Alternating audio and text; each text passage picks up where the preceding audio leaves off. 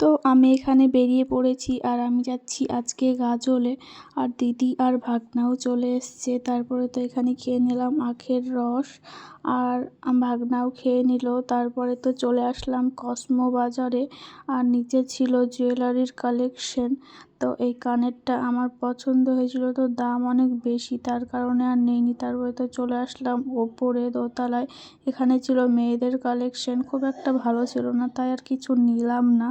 তারপরে তো তিনতলায় চলে আসলাম, ছিল বটলের কালেকশন আর খেলনার। এখানে ভাগনা খেলনা দেখে নিচ্ছিল, আর এখানে এই বক্সটা নিয়ে নিলাম ভাগনার জন্য। তারপর তো চলে আসলাম ফুচকার দোকানে, আর এখানে নিয়ে নিলাম দই ফুচকা। দই ফুচকাটা দারুণ ছিল খেতে, ভাগনা আর আমি দুজনে মিলেই খেয়ে নিলাম।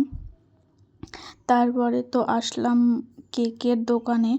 তো এখানে একটা কেক নিয়ে নিল দিদি। তারপরে তো আমরা নিয়ে নিলাম একটা পেস্ট্রি, আর পেস্ট্রিটাও খেতে ভালো ছিল। তো আমি আর ভাগনা খেয়ে নিলাম পেস্ট্রি।